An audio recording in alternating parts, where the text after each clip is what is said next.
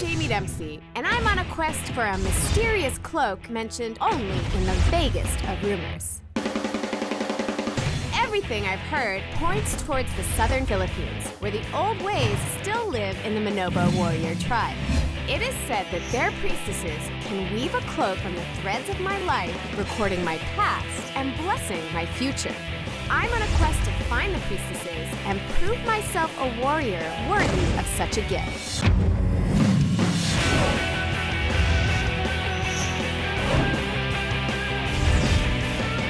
In the final leg of my journey, I battle past beasts. No, I'm definitely not ready to be.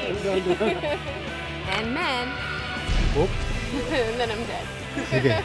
In the hope of wearing my destiny. Having this close to my heart makes me feel very special.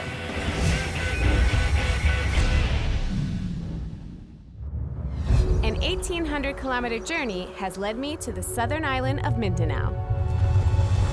A third of this 10 million hectare island is still untamed. And deep in its wild terrain is my destination.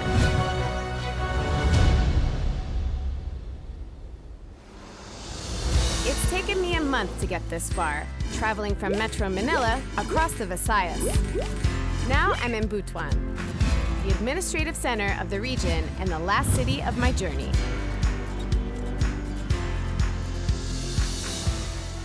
From here on out, the ride is gonna get more rugged. In fact, just getting out of town is pretty wild.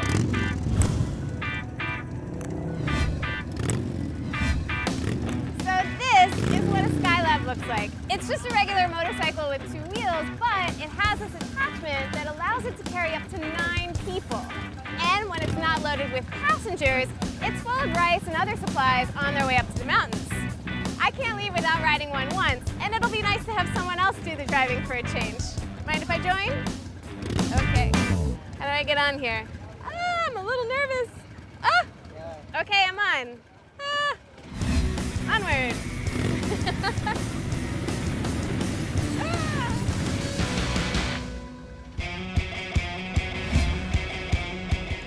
Things can only get crazier because I'm heading for Delta Discovery Park.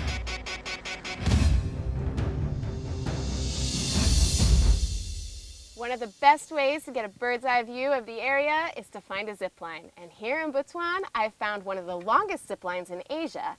Soaring through the air 1.3 kilometers should give me plenty of time to take in this view. Okay, I think I'm ready. Here we go! Woo! I'm a bird! Oh my God, this is crazy! Woo! I love it! Woo! Look at this! So beautiful! Coming up to the landing! Yeah! Yeah! Oh, this is awesome! I want to ride straight for the mountains, but the roads leading there are closed for repairs. The only way to the Manobo's upland villages lies through the town of Talacogon and across the biggest marsh in the Philippines.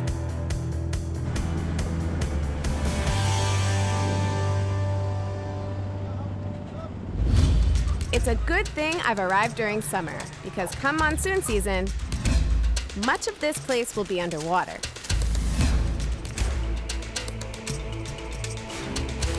I'm meeting Ruel Hipulan, known to the locals as Hero of the Marsh. He built floating schools in the area that teach the Manobos who live here in floating houses. And he's agreed to guide me through the marsh. The Agusan Marsh is roughly the size of Metro Manila. It feeds off the Agusan River, the largest river in the Philippines, stretching 350 kilometers from its headwaters in Compostela Valley, draining all the way to Butuan Bay. People in this area have pretty much built their life around the water, accepting the risks that come with it.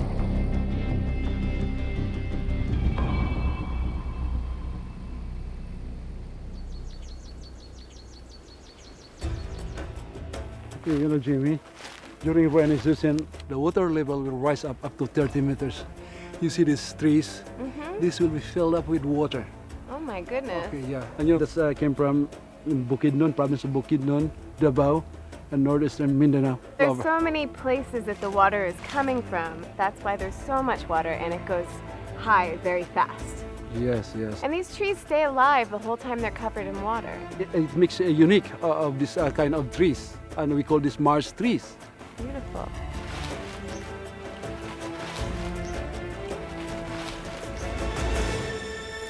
Okay, you know, Jimmy, every part of the marsh is very unique. They have different species, like for example, the reptile, the crocodile. Crocodiles here. Yeah, they cannot found anywhere.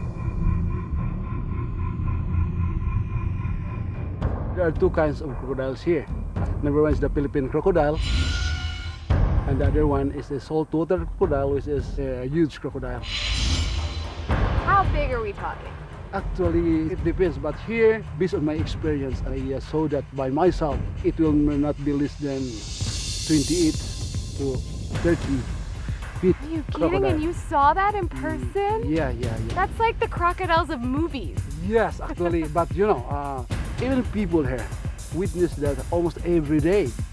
Okay, well, if I'm to trust you on that, and I've never seen one that big, do you think we can maybe try to spot one? Okay, we'll try. We'll see. Okay, let's Okay. go find him.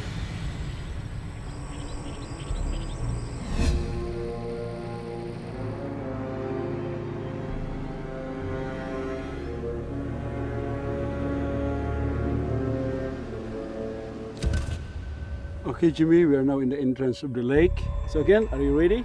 I'm ready. Okay, are you ready to be eaten? No, I'm Okay, of definitely not course. ready to be eaten.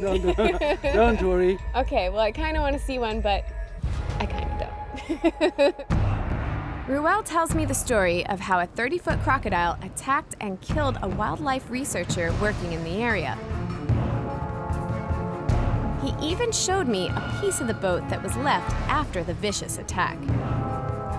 Saltwater crocodiles attack about 30 people each year, and half the victims don't make it out alive.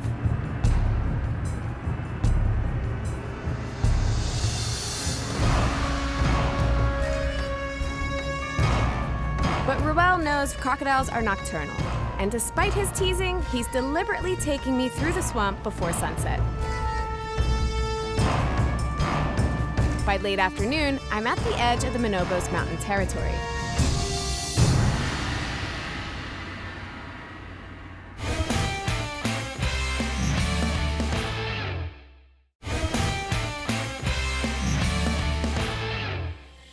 Crossing the Great Agusan Marsh brings me to the mountains of Agusan del Sur.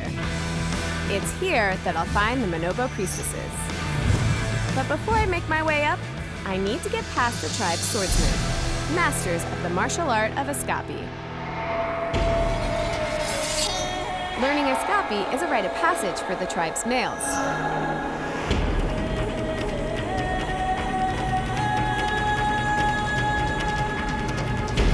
To be welcomed into the priestess's company, I decided to learn a little as well.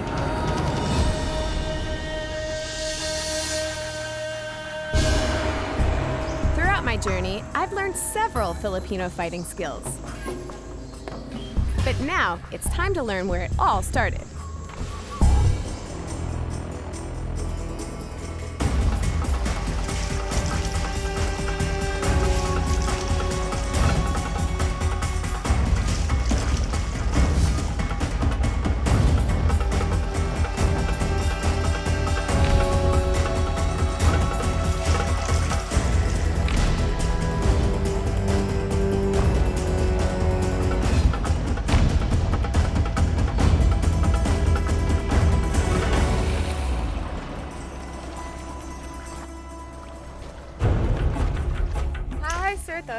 Hello. Hi, very nice to meet you here. Same here. I sought you out because I wanted to find out more about escape. It's such a beautiful art form, but I needed to learn a little bit more about it. Okay. The history of escape is connected to the history of the Balangay boat, which dates back to somewhere 4th century. So escape is the root of modern eskrima. like Balintawak and Dusipares. I did learn a little bit of Butuan City in Cebu. Well, to add to my experience, I'd like to try and learn a couple of moves, if possible. Do you think I can? No problem.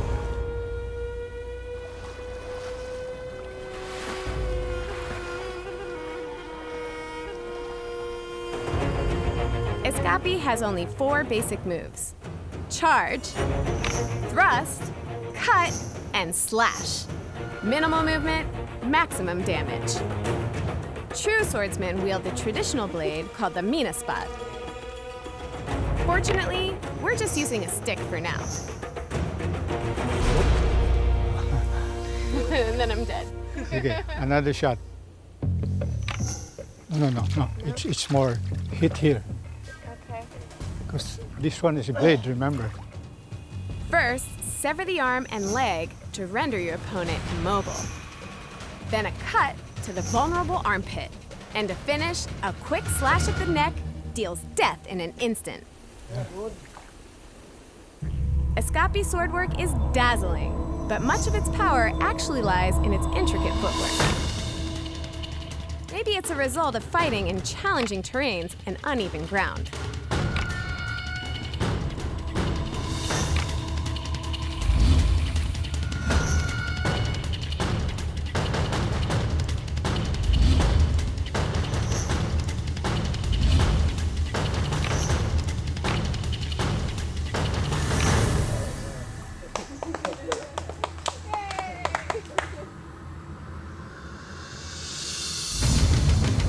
Warriors point me in the direction of the priestesses, deeper into the jungle of La Paz.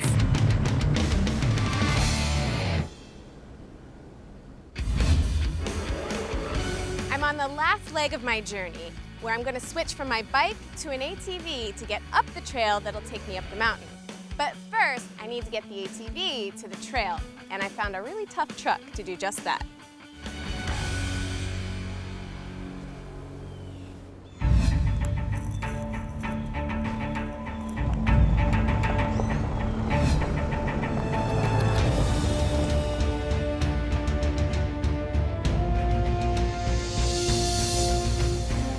I'm so glad to be taking a break from the scorching sun.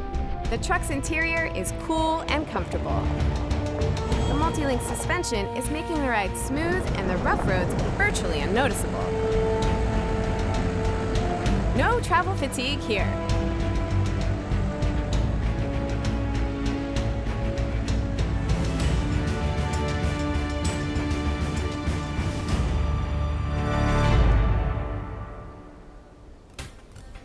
I've gotten my ATV up to the trails that will lead me to the Manobo tribe and my final destination. From here, it's going to get really bumpy, but I expect it'll be a super fun ride. Okay, let's get her down.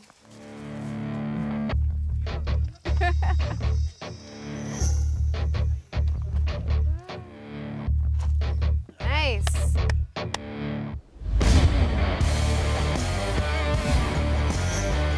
Thank you, boy. Salamat.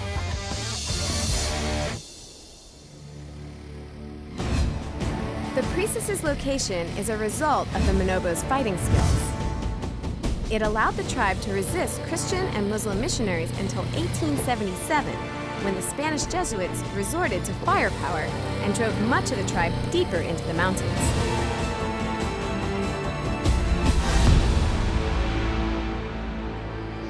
They went so deep, it takes 1.5 days to cover just 25 kilometers.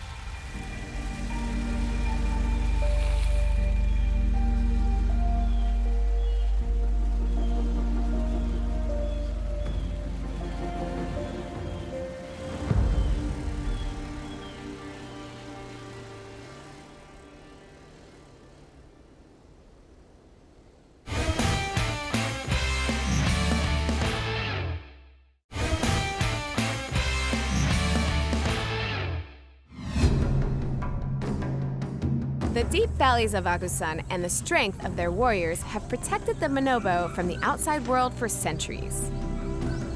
They've maintained their belief in the spirits of the natural world.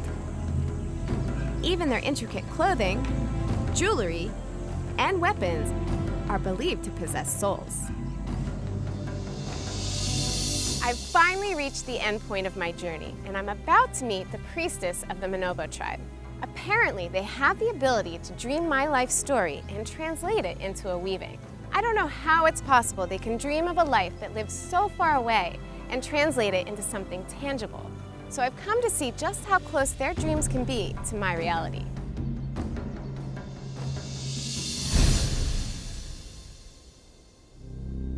Hello, I'm Jaime.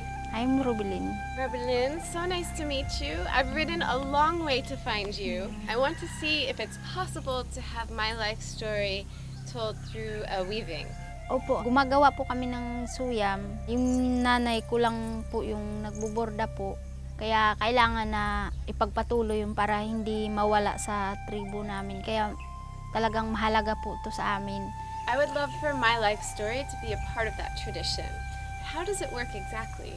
May gumagabay na yung tinatawag namin na diwata.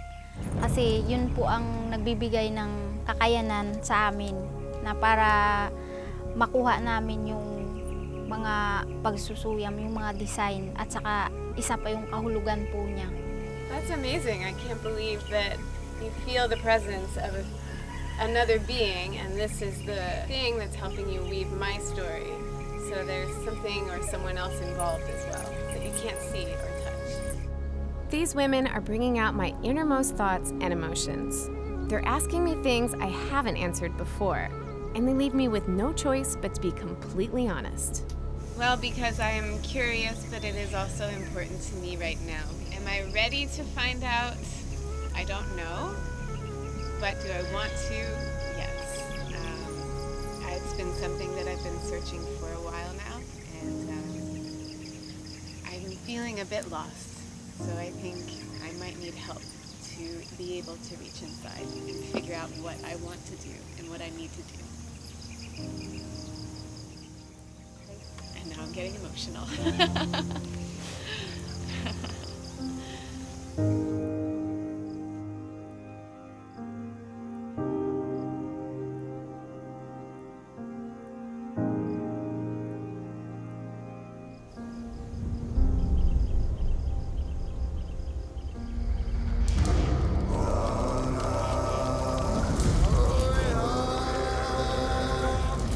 Before the weaving starts, the priestesses celebrate my arrival with a binalan, a dance that tells of a sacred hawk that tried to eat some chicks. Instead, it was killed by Manobo hunters.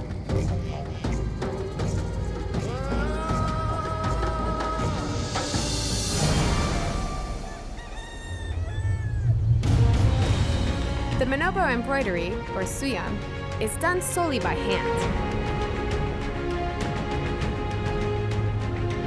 The three priestesses spend literally every waking hour on my cloak, and still, it takes them 3 whole days.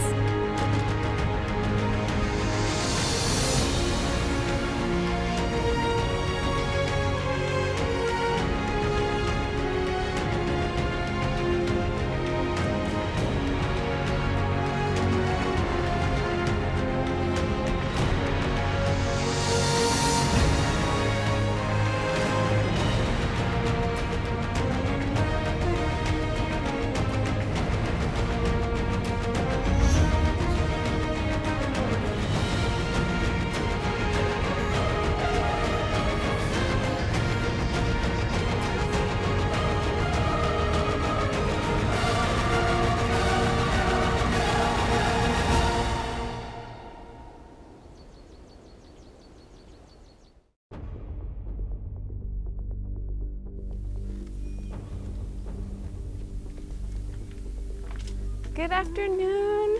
Hello, Ruelin. Is this my weaving? Ah! Oh my gosh. It's so beautiful. Since I've been here, I've noticed that the theme of color has been black, white, and yellow. Is there a significance for that theme? Ito po ay, ang color talaga ng manubo ay 4 lang. Yun ay simbolo ng katapangan po ng manubo. Well, that leads me to ask, what did you dream and what do these designs mean? Ito po ay simbolo po ng, dahil po sa mahilig ka tumuklas ng iba-ibang lahi o kultura, kaya ito yung simbolo ng paglalakbay mo.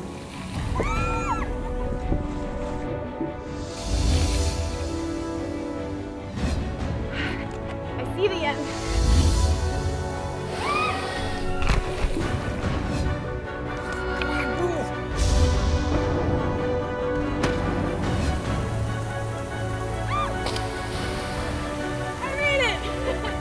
Naman po, pangalawa ay simbolo ng kahit dami yung natutuklasan mo na iba-ibang tribo o lahi, mayroon din na hindi mo naiintindihan pero tinatanggap mo pa rin ang buong buo.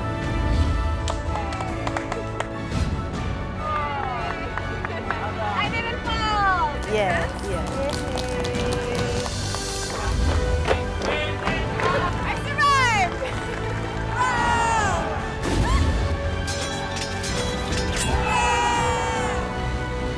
Ito naman po dito sa liig, simbolo po ng kahit saan ka pumunta, ito yung parang gabay sa'yo.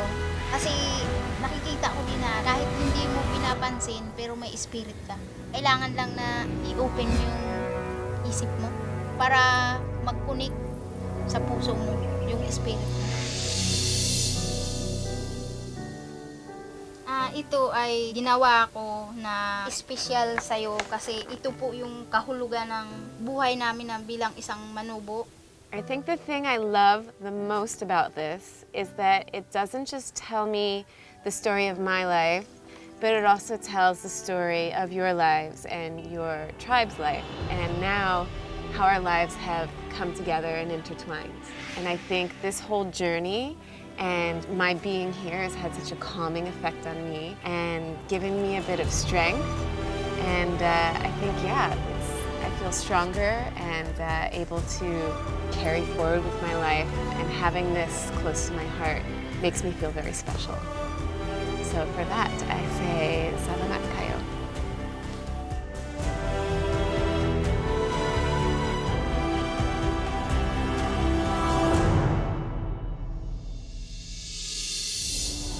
I've ridden over 2,000 kilometers and visited 20 towns and cities,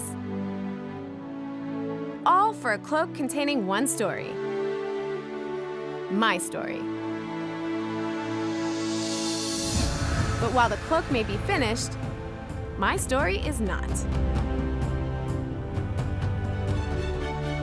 As long as the road keeps going, I'll keep riding.